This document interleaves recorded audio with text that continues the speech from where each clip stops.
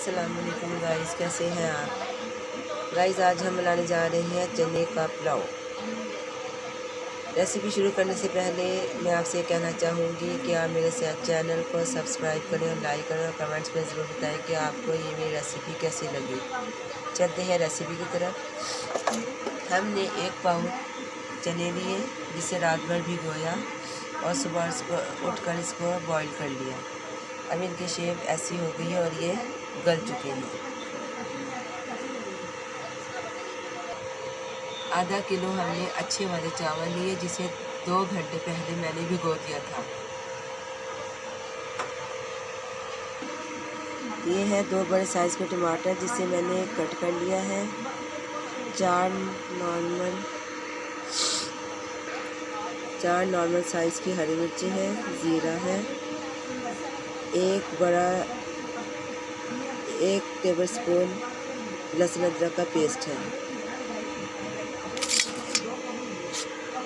ये medium size के 2 प्याज है जिसको मैंने बारीक काट लिया है। अब चलते हैं इसकी कुकिंग की तरफ। ये खड़े मसाले हैं जिसमें तेज़पात है, लौंग है, बड़ी और छोटी इलायची है 1-1 पीस। 1 देचकी में हमने ऑयल लिया थोड़ा सा।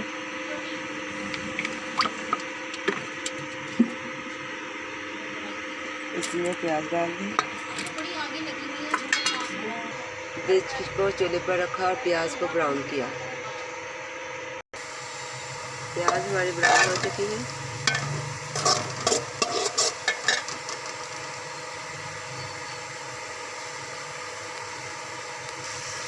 अब इसमें प्याज ब्राउन होने के बाद इसमें मैंने टमाटर, लहसुन अदरक का पेस्ट, ज़ीरा, 1 चम्मच पिसी हुई मिर्च, हस्बे जायका नमक, आधा चम्मच कुटी मिर्च,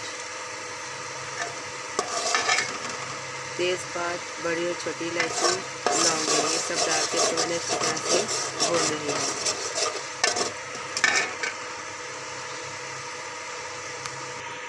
इसमें मैंने थोड़ा सा पानी डाल दिया है ताकि टमाटर अच्छी तरह से गल जाए।